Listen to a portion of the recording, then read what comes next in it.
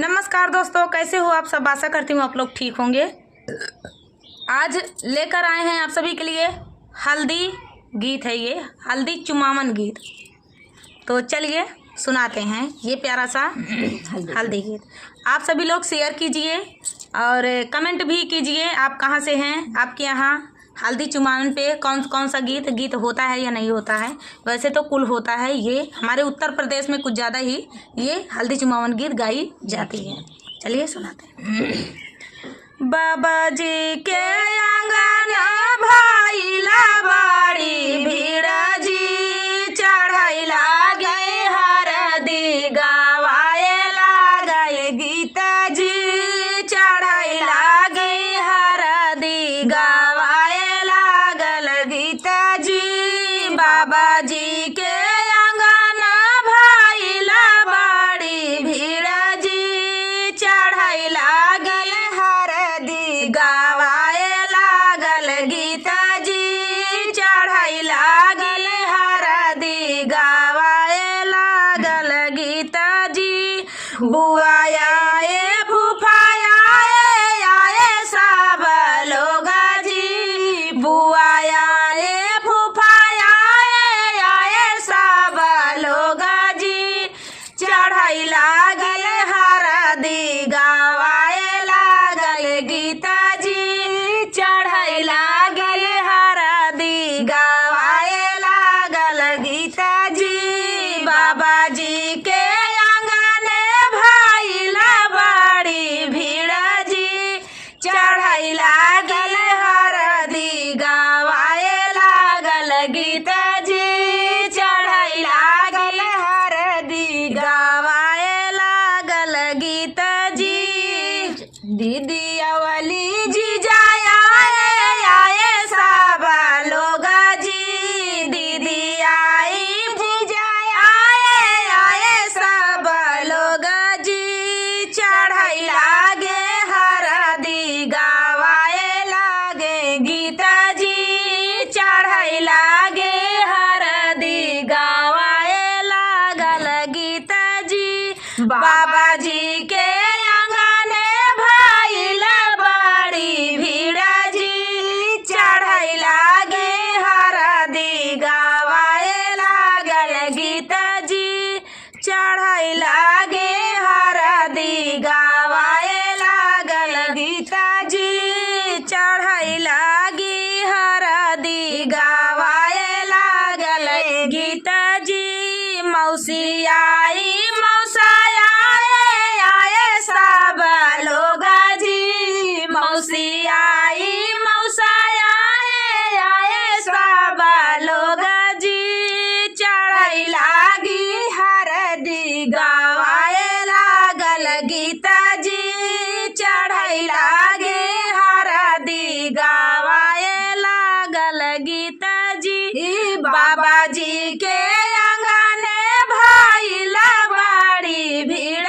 जी, बाबा जी के आंगने भइला बड़ी भीड़ जी, चढ़ैला गे हरदी गवाए लागे गीत जी, चढ़ैला गे हरदी गवाए लागल गीत जी। सखी ऐसा हेलरिया आए सब लोग जी, राना सारोसिया आए सब लोग जी, चढ़ैला गे हरदी गवाए लागे गीत जी, चढ़ैला गे हरदी गवाए लागल गीत जी। बाबा जी के आंगने भइला बड़ी भीड़ जी, चढ़ैला गे हरदी गवाए लागल गीत जी, चढ़ैला गे हरदी गवाए लागे गीत जी। तो आज रिक्वेस्ट आया है आप सभी के लिए, एक रिक्वेस्ट आया है गाली गीत का। और गाली इतनी सुंदर होनी चाहिए कि माई बहनिया तो हम गरियाइन जाए चाहिए, इस तरह गाली गीत हो चाहिए, ऐसा रिक्वेस्ट आया है। तो चलिए कमेंट आता है दीदी लोग का कि सुनाइए, तो हम लोग सुनाएंगे जरूर आज। तो कोई बात नहीं, हम लोग किस लिए यहाँ बैठे हैं, सुनाने के लिए। और गाली गीत तो सुनाने में और भी मजा आता है क्योंकि रस ले ले के सुनाया जाता है। तो हमको क्या दुल्हा की बहनी समधी की बहनी हमका ये गरियावा क्या है। तो चलिए सुनाते हैं। और दीदी बहुत रस ले ले गरियावा थी। भैया शादी पड़ी है तो हमारे देवरे की बिटिया की शादी पड़ी है। अपने बिटिया को क्या बराती लोग बिटिया के बिया ठाने यहाँ। अब बिटिया के बिया ठाने यहाँ तो ज्यादा खास करे समधी अपने समधी के लिए गावत यहाँ, खुल के कहना है पावत यहाँ। करिए समधी लोग सुनी है ना। हाँ। इतना जानिए तो सुनी है खूब ध्यान से। अपन नाम जानिए तो न सुनी है। हाँ। तो चलिए सुनाते हैं उन्हीं के रिक्वेस्ट पे ये प्यारा सा गाली गीत। एक क्यारी में साग पात है, एक क्यारी में भाटा, नमस्ते टाटा जी। अरे एक क्यारी में साग पात है, एक क्यारी में भाटा, नमस्ते टाटा जी। भाटवा तोरन गई समधी के बहिनी, भाटवा तोरन गई समधी के बहिनी, गोड़वा में गाड़ी गवा काटा, नमस्ते टाटा जी। अरे गोड़वा में गाड़ी गवा काटा, नमस्ते टाटा जी। कटवानी कर गए पापा हो कवाने रामा, कटवानी कर गए पापा हो कवाने रामा, ओ नहू से जुड़ी गवा नाता, नमस्ते टाटा जी। अरे ओ नहू से जुड़ी गवा नाता, नमस्ते टाटा जी। एक क्यारी में साग पात है, एक क्यारी में भाटा, नमस्ते टाटा जी। अरे एक क्यारी में साग पात है, एक क्यारी में भाटा, नमस्ते टाटा जी। भटवा तोरन गई दुल्हे के बहिनी, भटवा तोरन गई दुल्हे के बहिनी, गोड़वा में गाड़ी गवा काटा, नमस्ते टाटा जी। अरे गोड़वा में गाड़ी गवा काटा, नमस्ते टाटा जी। अरे कटवानी करे चले भैया हो कवाने रामा, कटवानी करे चले भैया हो कवाने रामा, वो नहू से जुड़ी गवा नाता, नमस्ते टाटा जी। अरे वो नहू से जुड़ी गवा नाता, नमस्ते टाटा जी। एक क्यारी में साग पात है, एक क्यारी में भाटा, नमस्ते टाटा जी। अरे एक क्यारी में साग पात है, एक क्यारी में भाटा, नमस्ते टाटा जी। भटवा तोरन गई अगुआ के बहिनी, भटवा तोरन गई अगुआ के बहिनी, गोड़वा में गाड़ी गवा काटा, नमस्ते टाटा जी। अरे गोड़वा में गाड़ी गवा काटा, नमस्ते टाटा जी। कटवानी करे चले भैया हो कवाने रामा, कटवानी करे चले भैया हो कवाने रामा, वो नहू से जुड़ी गवा नाता, नमस्ते टाटा जी। अरे वो नहू से जुड़ी गवा नाता, नमस्ते टाटा जी। अरे एक क्यारी में साग पात है, एक क्यारी में भाटा, नमस्ते टाटा जी। अरे एक क्यारी में साग पात है, एक क्यारी में भाटा, नमस्ते टाटा जी। भटवा तोरन भरती हवन के बहिनी, भटवा तोरन चली भरती हवन के बहिनी, गोड़वा में गाड़ी गवा काटा, नमस्ते टाटा जी। अरे गोड़वा में गाड़ी गवा काटा, नमस्ते टाटा जी। अरे कटवानी करे चले गौना के लोगवा, कटवानी करे चले गौआ के लोगवा, वो नहू से जुड़ी गवा नाता, नमस्ते टाटा जी। अरे सबनन से जुड़ी गवा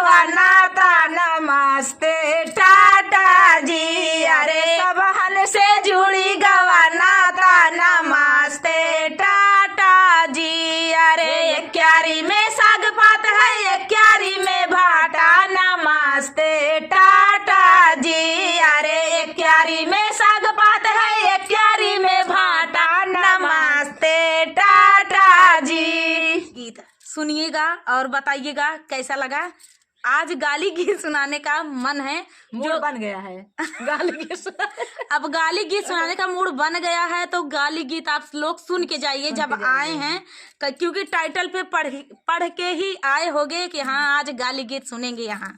तो चलिए हमारे यहाँ खुशी से आए हैं, अपनी खुशी कोई कोई गाली के शौकीन होते हैं, क्योंकि हमारे यहाँ ऐसा भी नियम है कि गाली औरतें देती हैं उस गाली का भी रिवाज है कि गाली गवाई भी दी जाती है, पैसा मिलता है। और अगुआ समधी बराती ये तो खास करके पावत है। अरे तो भाई ये तो खास रखबे करा थी नहीं तो चलिए सुनाते हैं तिलकहरू तिलक गाली गीत।